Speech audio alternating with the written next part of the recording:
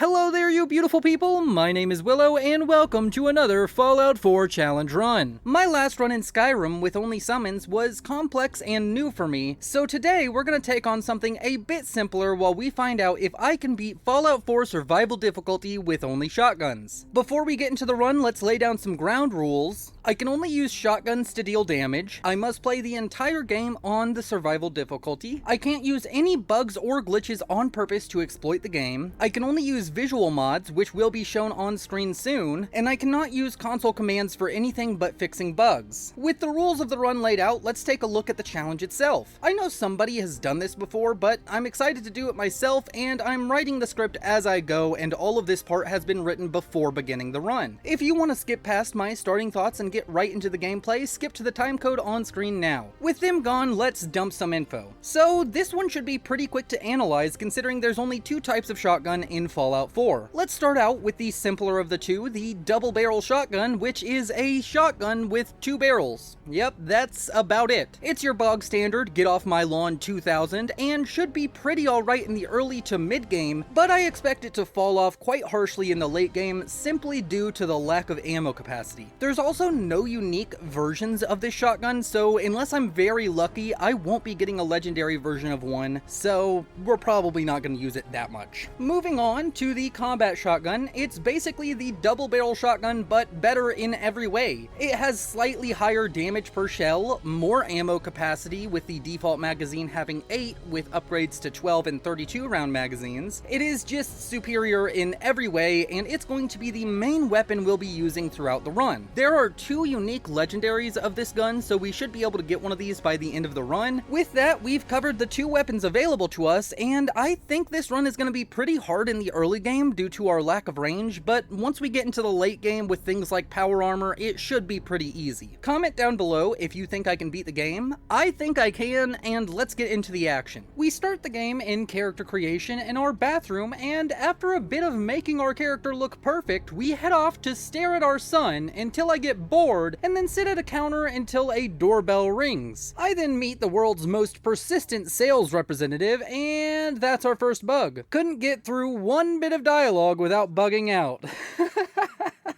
Either way, I give him our glorious name and tell him how special I am. I go with 1 strength because shotguns are strong enough on their own, 5 perception for VATS accuracy and the rifleman perk, 5 endurance for the life giver and aqua boy perks, 3 charisma for better trading prices and the lone wanderer perk, 8 intelligence for the gun nut perk as well as extra experience gains, 5 agility for action points and the action boy perk, and 1 luck because it's all skill here. Overall, I want this build to be very well balanced. I think VATS will be pretty useful, so I made sure to keep my perception and agility relatively high, but I also know that I'm going to need high intelligence if I want power armor, and overall, I'm going to need a bit more tanky due to our low range, so I grabbed some points in the endurance and intelligence special stats. With our build finished, we go and yell at our screaming infant before running for our life, ignoring our wife and child because it's survival of the fittest when nukes are being thrown around like baseballs.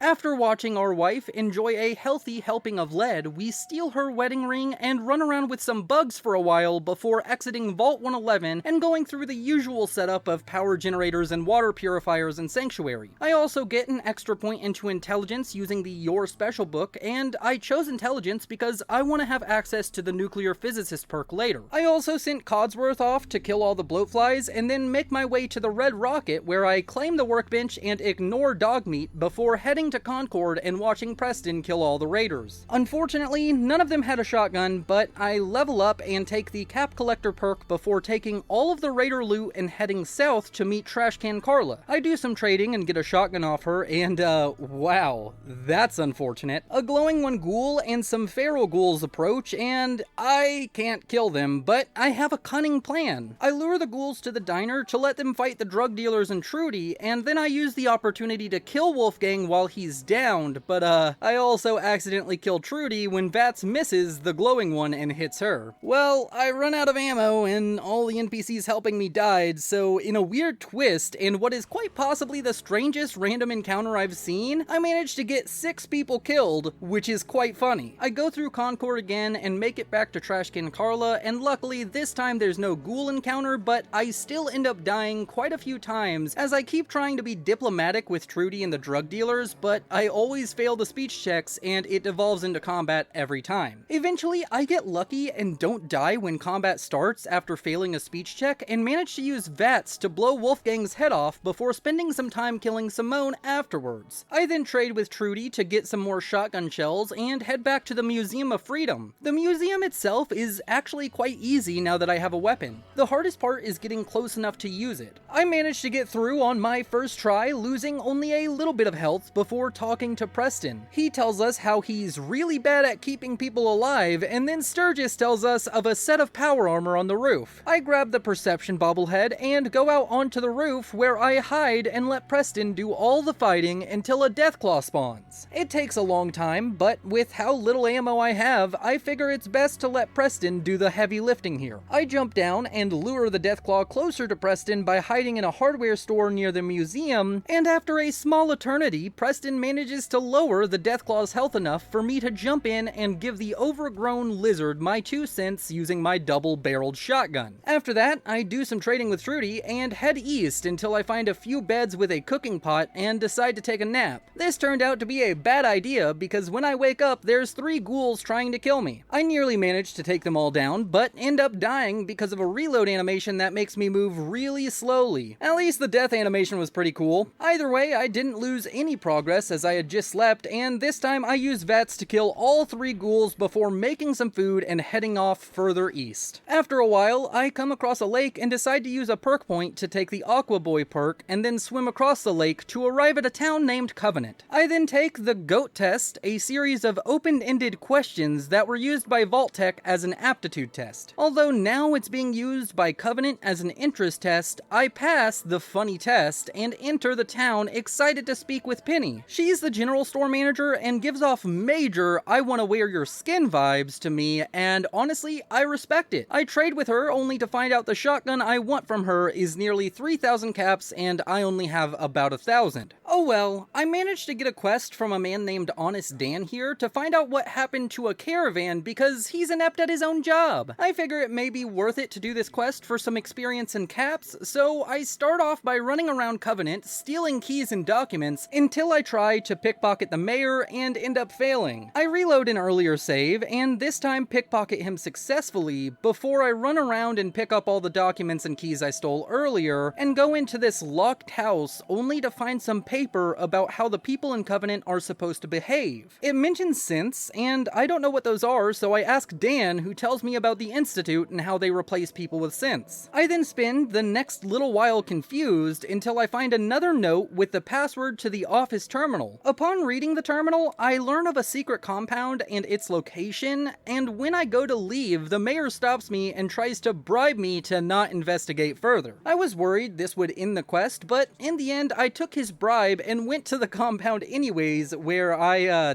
die pretty quickly to some compound guards. Well then, I try a few more times and die some more until eventually I make it past the first room and further into the compound. The fighting is rough and I'm only really surviving thanks to the damage reduction Vats gives me, but the bright side is I get a lot of shotgun ammo since most of the enemies are carrying shotguns. I do end up dying another time in here after opening a barred door only to find 2 more guards behind it, but overall it's smooth sailing. I have to use some stim packs and I'm out of water, so by the end of the dungeon I'm mildly dehydrated, which is pretty bad, but I reach the final room, talk to Dr. Chambers, who wants to pay me to let her continue her research into identifying synths using the test we took at the entrance to Covenant, which is quite funny to me, but you know what? Who am I to stop a scientist? I tell her to go ahead and she kills a prisoner in a cell, I take my caps and head back to Covenant. On the way there, I noticed I leveled up and take the Rifleman perk before talking to the mayor, who tells me I can then use the workshop, and I spend a bunch of time grabbing everything I can before talking to Penny, and after drinking some booze to get a higher charisma, I sell damn near everything I own, and it manages to be just enough to buy the unique combat shotgun she sells, named Justice. It has the staggering effect, which means that each shot has a 30% chance to stagger opponents, but that's not quite how it works. In reality, each pellet from our shotgun spread has a chance to stagger, so if we hit all 8 pellets from a shell, it's actually 94% chance of staggering, if I understand the math correctly. So yeah, this is the weapon we're gonna be using to beat the rest of the game most likely, barring the chance of a really good legendary spawn. With a couple of stim packs, 59 shotgun shells, and some armor, I head off towards Cambridge, and when I arrive, I find a big metal man angrily showing some ghouls his big red beams. I help him in the loosest sense of the term before talking to him, and find out he's a paladin with the Brotherhood of Steel's Commonwealth recon team. He asks me to help in retrieving a deep-range transmitter to make his transmissions go that little bit deeper, so I agree and follow him down the road, watching him fight through a group of raiders who honestly kind of do the work for him by molotoving their own guys. He then uses laser, and it's super effective against a bunch of bloatflies and a pack of dogs. We then reach ArcJet Systems, the place where the deepest of range transmitters can be found, and I follow him through the complex as he mows down synths and turrets alike with deadly accuracy and skill before reaching a rocket engine testing room. He then tells me to go get the power back online, and I'm very proud of myself when I hack the computer for the backup generators on my first try. I then decide to be an overachiever and press a big red button which turns on the rocket engine, and oh wait, Dance is right below it. Huh. Well, after we turn his power armor into an easy bake oven, I then spend some time looting all the dead synths, and when I eventually feel like it, I check on our char-broiled brother, and he's fine. After one quick elevator ride followed by a short but tense firefight with a bunch of synths in the control room, I have the transmitinator and ride another elevator before Dance takes the deepest of doodads off my hands and gives me a legendary laser rifle. He then offers me a spot in his recon team, and I say hell yes before making my way back to the police station and receiving the official title of Initiate. He then tells me to speak with one of his other squad members for my next assignment, so I speak with Scribe Halen, who tells me to go off and get some doodad from a place up north. Well, I'm nearly over encumbered with all the loot from ArcJet, so instead I make my way south to Diamond City and listen to Piper yell at an intercom as our character has some war flashbacks in the background. I then make my way into Diamond City, where I clean out almost all of the vendors of their caps, and I also buy this beautiful dress from Fallon's department store. Aww, not 10 feet from the store and I've already got brain bits and blood all over it? I'm so unlucky today. Either way, I go into the local newspaper office and give a totally accurate interview to Piper for the easy experience. Let's get down to business.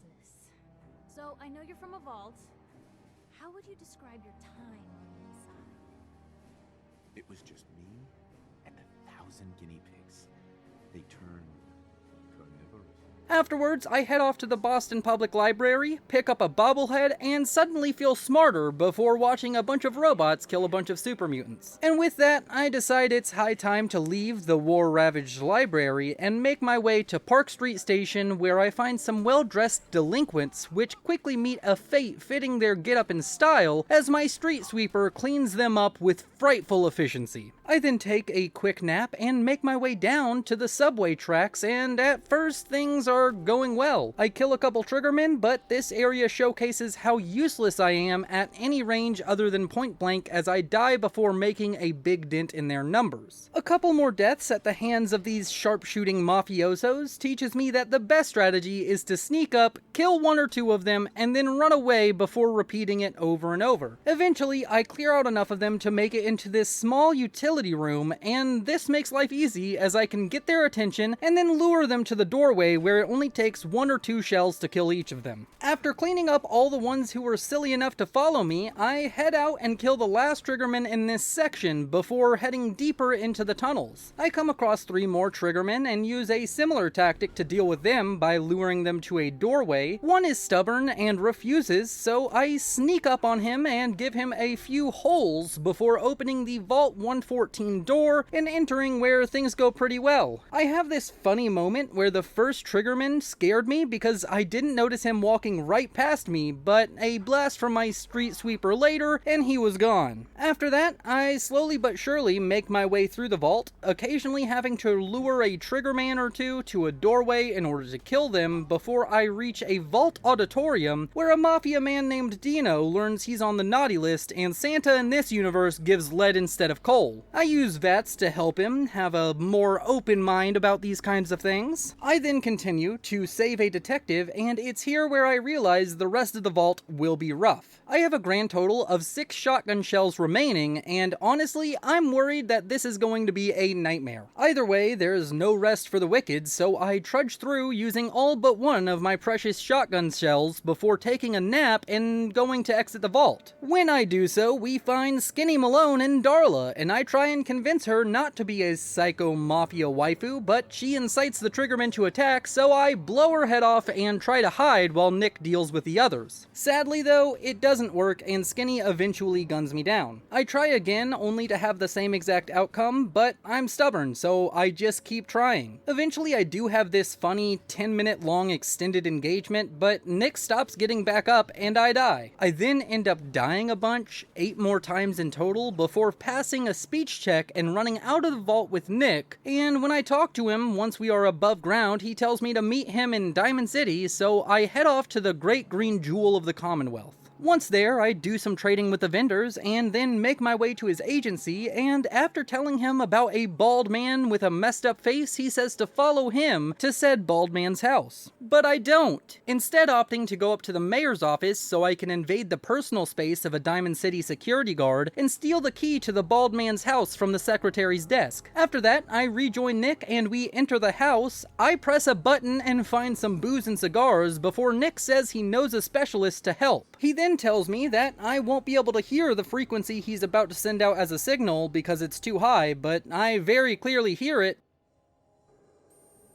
before heading outside to find dog meat. I then sass Nick. If all I needed was a dog, why'd I bother saving you? Just consider getting me out of that vault a finder's fee. Before giving the cigar to dog meat, and it's at this point I've decided I've done enough of the main storyline quests for a while, and it's time to get back to the post-apocalypse's most extreme LARPing outfit and retrieve some holy relics for their crusade. So I head out of Diamond City, leveling up and taking the 2nd rank of the sneak perk along the way, as I make my way to Trudy's Diner to trade for some more shotgun shells, before making my way to Sanctuary where I talk to Preston to complete a quest before heading off to Wicked Shipping where I, die trying to conserve ammo. Well, that's embarrassing. Either way, I come back, kill all the ghouls, and then spend way too long trying to find the key to this shipping truck. I eventually cave in and look up a location guide only to find out there was a room which I just didn't notice. Man, I'm really not putting on the best display of my gamer skills, am I? Either way, I grab the whatchamacallit and make my way back to the Cambridge police station to give it back to Halen, and she tells me to speak with Dance, who tells me to go find the missing recon team that came before him. Huh, simple enough. I head out to their last known location and find a few dead Brotherhood members and a holotape. After listening to the holotape, I find out that they went to a nearby military facility, making my way there, and end up dying to a landmine. Wow, I'm just sucking up a storm today. Either way, I do it again, this time not dying to landmines, and eventually make my way inside the fort. I find some ghouls inside and nearly die, but luckily I took a point into nerd rage when I turned in the quest for Halen, and it saves my bacon as I kill a legendary ghoul. I then find a dead Brotherhood knight and a holotape on her that says go to the satellite array nearby. But before that, let's check out the legendary, and wow, I am somehow both extremely excited and disappointed all at once. It's a legendary double barrel shotgun, but it has quite possibly one of the worst effects in the game. The effect is the irradiated effect, which isn't isn't really useful in my opinion because it only really affects humans, and even then, the overall damage of the gun is less than that of my current shotgun, so it's basically a downgrade. What an exciting bummer though, right? Either way, I make my way to the array, and this is the part I've been worried about. It's swarming with super mutants, and needless to say, I die a few times. But somehow, through sheer luck, I managed to get this attempt early on, where I sneak into the compound, make my way up one of the towers, and kill the first super mutant with VATS, before using Nerd Rage to kill another super mutant brute inside this ramshackle hut. I then managed to sneak until I'm hidden, and even sleep in a sleeping bag here to save, and after all of this, I have an adrenaline-fueled run for my life from the compound and managed to make it out. Man, that was so lucky. Also, forgot to mention I grabbed a holotape off Another Dead Night. Either way, I listened to all the holotapes and find out that there's a bunker up to the north. I make my way there with little trouble and open it to find Paladin Brandis alive and well. After giving him the holotags of his fallen comrades, I return to Paladin Dance and report my findings. He gives me some caps, and with that, I've done all the side quests I needed to before heading off to Fort Hagen. I'm a bit worried about ammo though, so I head around trading with various merchants until I have 157 shells before heading to Fort Hagen, where I trip myself up thinking I made the game glitch out as I go invisible when I crouch, only to realize that I put on a legendary chameleon metal arm that I got off screen from a legendary radstag, and with my panic attack subsiding, I sneak onto the roof and kill a few more turrets at Fort Hagen before sleeping in a bed and entering the fort only to die in my first combat encounter. Is this going to be difficult, or was that just me being silly?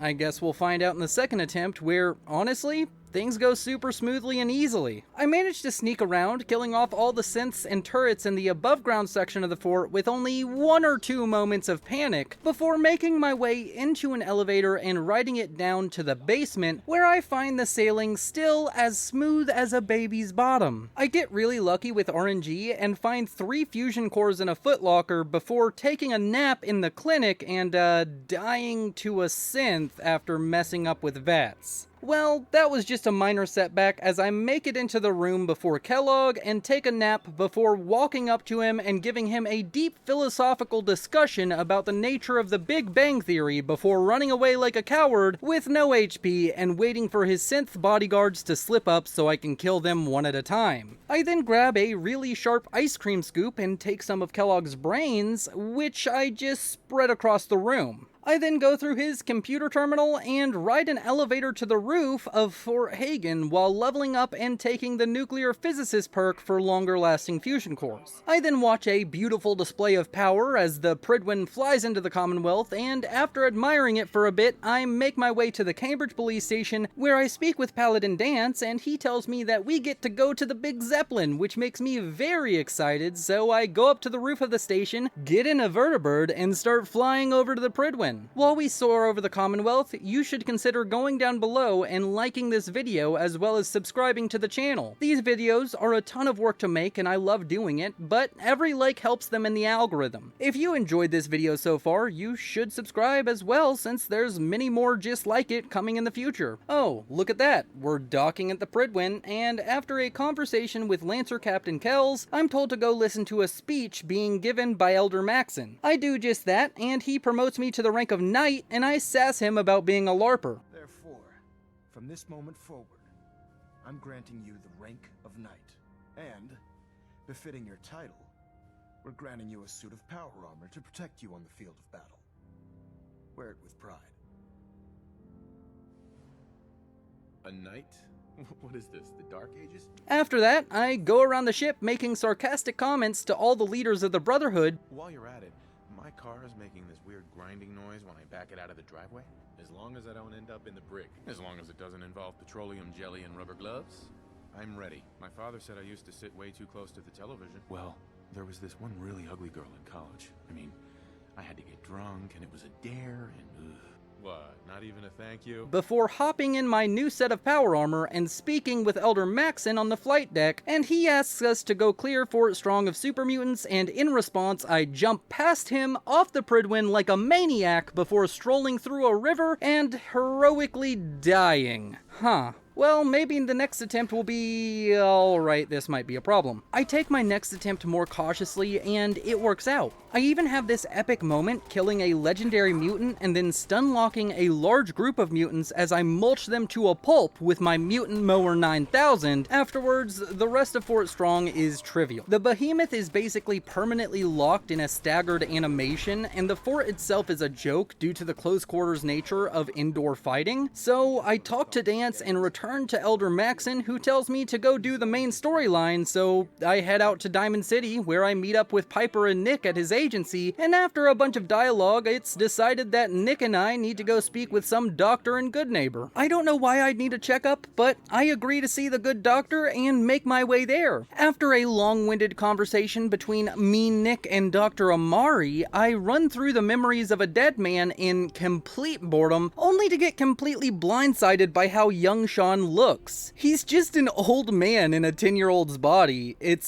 so strange and I love it, but either way, I leave the memories, and Dr. Amari tells me to go to the Glowing Sea, and I think that sounds fun. So I make my way out to the Glowing Sea, and oh, this was so cathartic. From the moment we stepped into this irradiated wasteland, it was a bloodbath. I start by fighting a Deathclaw, which we demolish with ease, and then there's rad scorpions who fall like dominoes before us. I only really have one moment of discomfort as some stingwings nearly kill me, but I managed to take them out before stun-locking a legendary Deathclaw outside Virgil's cave. This was by far my best Glowing Sea experience in any of these runs, and I'm kinda pumped about the tricky dungeons coming up, since if they are half as fun as this, I'm going to have a great time. I talk to Virgil and he tells me to go get a chip from a courser, but before I do that, I decide to head over to the Sentinel site here in the Glowing Sea to save myself a trip later. I call in a vertibird and fly back to the Pridwin so I can sleep and get supplies before heading off to Green Tech Genetics to hunt down the courser. And this dungeon was also fun, as I feel like an 80s action movie hero as I just keep moving forward and blowing away these gunners like they are nothing. I do die to a missile launcher, but on my next attempt, well,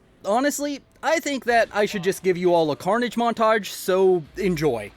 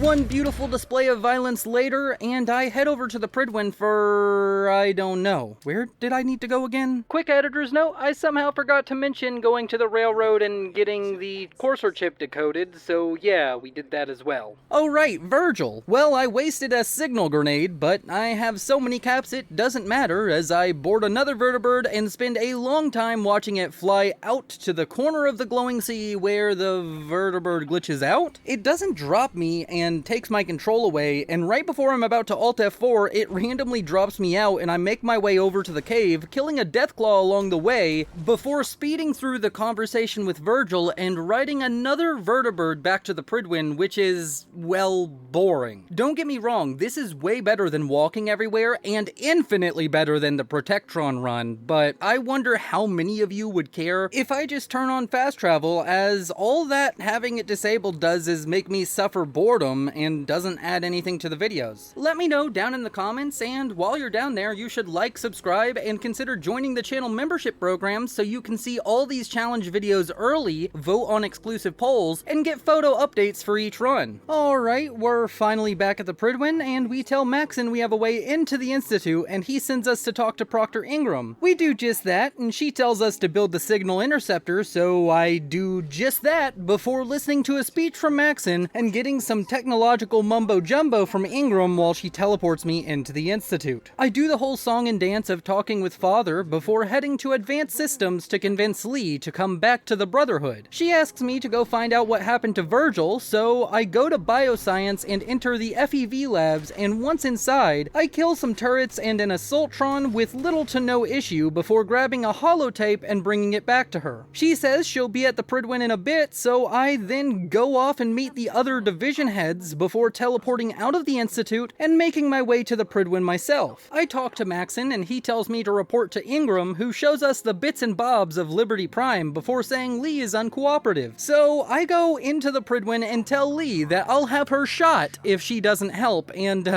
Dance hates that. But oh well. Afterwards, I head outside and Ingram tells me to build some magnets for Liberty Prime, so I do that really quickly, and she tells me to head off to the Glowing Sea to get some nukes for his backpack. I grab a vertibird out to the Sentinel site and land at the edge of the Glowing Sea where I have to speak to Halen, but I keep getting interrupted by gunners and assaultrons. After turning these mercenaries into nothing more than scrap metal and lifeless meatbags, I talk to Halen and she gives me a beacon to activate when I find the nuke stockpile. I then grab another vertibird to the Sentinel site, and honestly, this dungeon was a joke. I run through it like a Doom level, just shotgunning everything in the face, before placing a beacon and killing the glowing one ghoul so I can ride up the elevator to the surface and wait for another vertibird to take me back to the Boston airport. Once I'm there, I speak with Proctor Ingram and she says I need to report to Maxon, so I go and do that, and damn, Maxon is an angry boy about Dance being a synth. I point out the obvious idea that Dance doesn't know he's a synth, and that's all it takes for Maxon to stop threatening to throw me off the side of the Pridwin. He then tells me to go out and hunt down Dance, so I head off to Proctor Quinlan, and we talk for a bit before an angry Scribe Halen yells at me and tells me to follow her. She asks me to give Dance a chance and tells me where he is. I head off to the bunker, killing off all the turrets and protectrons while only suffering from a minor panic attack as I almost die. I then approach Dance, and the conversation with him always makes me sad, so I just gun him down, and that made me sadder. Damn, I hate this quest. Either way, I return to the Pridwin, and Maxon gives me Dance's power armor and tells me to report to Captain Kells. I do just that after grabbing the new power armor, and he tells me to go kill the railroad leadership. So I jump off the Pridwin and grab a vertibird over to the Old North Church, and the railroad better be praying, because like a movie with Seth Rogen and Jonah Hill, this is the end. Instead of describing it, I'm just gonna give you a nice little carnage montage, so enjoy!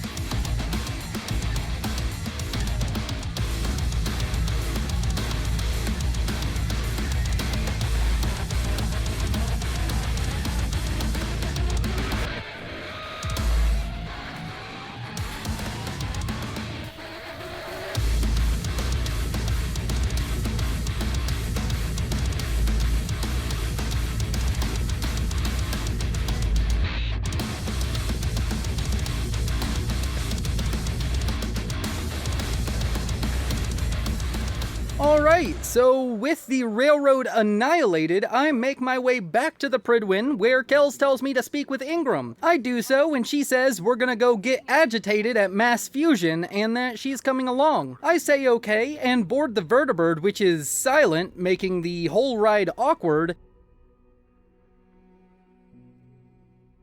until we reach the roof of Mass Fusion, and I immediately jump off the roof and... oh, oops. I didn't grab the Mass Fusion ID card. And my last save is before killing Dance? Man. After wasting an hour of my life, I get back to the roof of Mass Fusion and kill all the synths there before grabbing the ID, checking the terminals, and jumping off the roof again. This time, I enter the building and make my way to the reactor, stealing the agitator, and on the way out, I kill a bunch of robots which honestly were quite easy to deal with. This run by far has been the easiest I've done. Dungeons that usually take multiple hours are taking 30 minutes or less, and it's actually kind of nice to have an easy run for once, but in a weird way I kind of miss the frustration and pain of dying over and over. Nevertheless, I make my way out of Mass Fusion and back to the Boston airport where I speak with Ingram again before shoving my hard nuclear cylinder into Liberty Prime's backside hole. What? You're the one making this weird. Either way, after a very satisfying walk across the Commonwealth with my big robot of doom and capitalism, Mission: the destruction of patriotism. I watch him win a fight with the ground and jump into the hole he made. Once inside the Institute, I fight through the synths, and it's not difficult with power armor, and I'm not taking that much damage, so I lead the Brotherhood's charge through the Institute until I reach the Bioscience Division, where I actually end up one-shotting a legendary synth, which I found very satisfying. I then make my way into the main section of the Institute and let the Brotherhood members do the majority of the fighting, and once all the enemies are dead, I make my way to Father's room, blow his head off, spend a while trying to hack his computer before lifting the lockdown and making my way into the reactor room. At first, I try fighting through all the enemies here, but in the end, decide to just run past them, plant the fusion charge, and teleport out to the relay room where I yell at Synth Sean before getting teleported outside, where I press a big button and answer the question, can I beat Fallout 4 survival difficulty with only shotguns? Yes I can. Thank you so much for watching, and if you enjoyed, please consider liking, subscribing, and commenting a new challenge suggestion. I want to give a special thanks to my patrons and channel members as their support has been tremendous. If you liked this video, you should check out my last Fallout 4 challenge run as a Protectron. You all are beautiful, and this is Willow, signing off.